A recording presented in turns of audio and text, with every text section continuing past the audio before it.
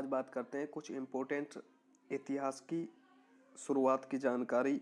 और इस वीडियो में मैंने चारों ऋग्वेद, यजुर्वेद, सामवेद, अर्थवेद ये वेद कवर किए हैं। ये रैपिड रिवीजन होगा उनके लिए जिनके एग्ज़ाम आने वाले हैं। ठीक है, कुछ डीपली नहीं है। बाकी इम्पोर्टेंट चीज़ जितनी भी सारी इम्पोर्टेंट है एग्ज़ाम के लिए वो मैंने इसमें कवर की है। नेक्स्ट रैपिड रिवीजन ऋग्वैदिक काल और उत्तर वैदिक काल पे आएगा, फिर उसके बाद इंडस वैली पे मैं लेकर आऊँगा। तो बने रहिए वीडियो में मेरे साथ। चैनल को सब्सक्राइब करें, लाइक करना ना भूलें। ठीक है, शुरुआत करते हैं। ये इतिहास के जनक, तो इतिहास के जनक हेरोडोटस को माना जाता है, जिन्होंने हिस्टोरिका नामक पुस्तक लिखी। ठीक है, ये इतिहास के जनक कहलाए। प्रागैतिहासिक काल, तो प्रागैतिहासिक काल जिसकी कोई लिखित सामग्री अभी तक प्राप्त नहीं हुई है और मानव पूरी तरह वहां पर सभ्य नहीं था, उसे प्रागैतिहासिक काल कहा गया था। प्रागैतिहासिक काल को 3 भागों में विभाजित किया गया था। नंबर 1 पुरापाषाण, जो कि अज्ञात से 8000 ईसा पूर्व था।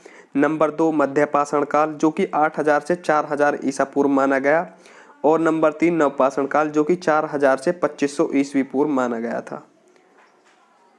आग का आविष्कार, तो आग का आविष्कार पुरापाषाण काल में ही किया गया था।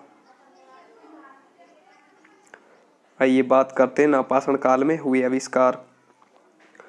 तो घर बनाने की प्रवृत्ति और पहिए का आविष्कार और कृषि का आविष्कार भी नवपाषाण काल में किया गया। मनुष्य द्वारा खोजी गई धातु, ये छोटा सा सवाल है लेकिन बहुत इंपॉर्टेंट रोल प्ले कर देता है कभी कभी एग्जाम में। ये तांबा है।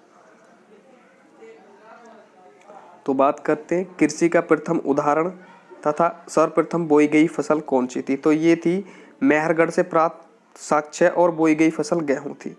ठीक है, बात करते हैं जिन सिक्कों पर बने चित्र को पढ़ा नहीं गया उन्हें आहत सिक्के कहते थे। उन पर चित्र जो बने थे उन्हें पढ़ा नहीं गया और उन्हें आहत सिक्के कहा गया। 800 ईसा पूर्व लोहे का उपयोग हुआ था, ये रोमला थापर के अनुसार है। अब बात करते हैं ऋग्वेद। तो ऋग्वेद यह वेदों में सबसे पुराना वेद माना गया है। 10 मंडल, 1028 सूक्त और 10,462 इसमें रचनाएं बताई गई हैं। और ये जो रचनाएं हैं ना गाइस, कभी कभी रसाएं भी लिखा आ जाता है ऋषि वाला, तो आप कंफ्यूज ना है, वो सेम होता है।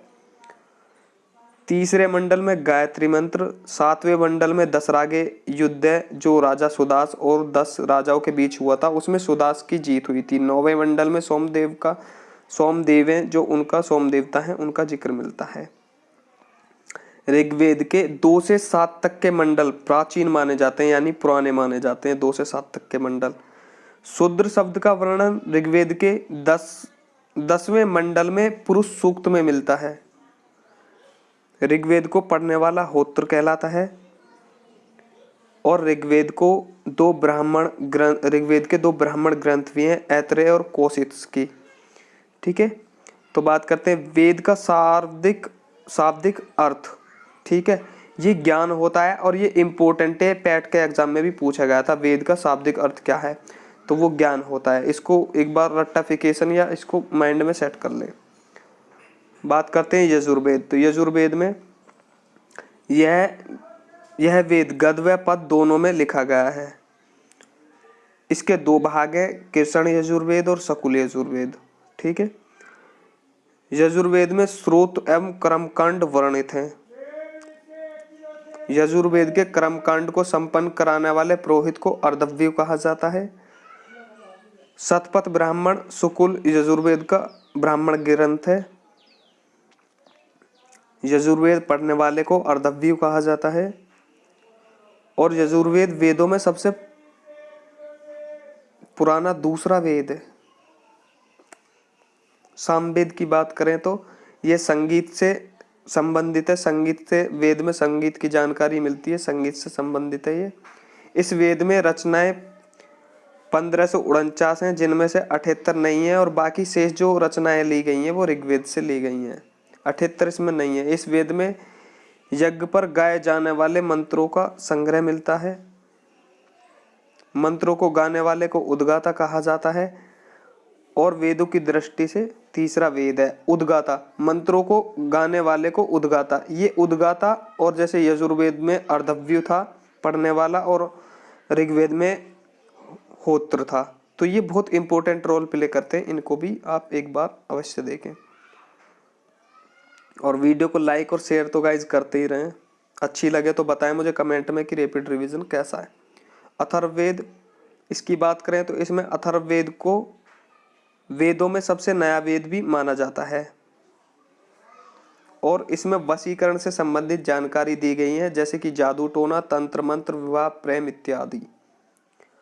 और अथर्ववेद की 2 शाखाएं भी हैं, पिपल्लाद एवं शौनक, ये 2 शाखाएं हैं। अथर्ववेद में सभा तथा समिति को प्रजापति की 2 पुत्रियां बताया है। प्रजापति की 2 पुत्रियां। अथर्ववेद को ब्रह्मवेद भी कहा जाता है। अथर्ववेद में जो मंत्र का उच्चारण करता है उसे ब्रह्मा कहा जाता है। इसमें मनुष्य के विचारों, विश्वासों तथा इंद्वासों का भी वर्णन मिलता है। और बात करते हैं ऋग्वेद में ही महामृत्युंजय मंत्र है, महामृत्युंजय मंत्र, जो कि भगवान शिव को समर्पित है। ऋग्वेद काल में पशुओं के देवता पूषण थे, जो वैदिक काल में शूद्रों के देवता बन गए। ऋग्वेद में इंद्र को पुरंदर भी कहा गया है, ये इंपॉर्टेंट है। ऋग्वेद में इंद्र को पुरंदर भी कहा गया है। दूसरे महत्वपूर्ण देवता अग्नि थे। इस काल में देवताओं की बलि यानी आहुति दी जाती थी। तीसरे प्रमुख देवता वरुण थे, जो कि जल के देवता कहलाए। और ऋग्वैदिक लोग सार्वभौम सत्ता में विश्वास रखते थे, एकेश्वरवाद में भी, सार्वभौमिक सत्ता में। ऋग्वेद, सामवेद, यजुर्वेद, वेदत्री भी कहा गया। जो ये 3 वेद थे ना, ऋग्वेद और सामवेद और यजुर्वेद, इनको वेदत्री भी कहा गया। ये कभी कभी पूछ लिया जाता है कि वेदत्री के नाम से कौन कौन से वेद जाने जाते हैं, तो उसमें ऋग्वेद, सामवेद, यजुर्वेद, ये वेदत्री भी कहलाए। भारतीय साहित्य में वेद सार्वधिक है, ये हार्दिक नहीं है, सार्वधिक प्राचीन है, मिसप्रिंट हो गया टाइपिंग में। तो वेदांग 6 हैं और इनकी जो रचना की गई थी, वेदांगों की रचना वेदों को पढ़ने के लिए की गई थी। वेद बहुत बड़े हैं और वेदांग बहुत छोटे छोटे हैं, ठीक है।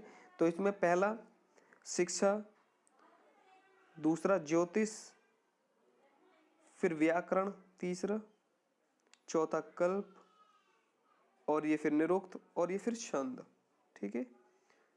तो फिर छंद, तो ठीक है गाइज, इतना ही था आज की वीडियो में। तो नेक्स्ट वीडियो जल्दी मैं रैपिड रिवीजन के तौर पे लेकर आने वाला हूँ, जिसमें उत्तर वैदिक और ऋग्वैदिक काल आपका मैं पूरा कवर करके दूंगा और मोड्स इंपॉर्टेंट नोट्स भी उसमें शामिल होंगे, जो कि बहुत कम मात्रा में होंगे और बहुत सफिशिएंट होंगे आपके एग्जाम के लिए। तो वीडियो को स्किप ना करें, पूरा देखें, और जो चीज़ आपको याद हो तो वो कमेंट में टाइप भी करें, एक बार फिर से रिवीजन होता है उससे।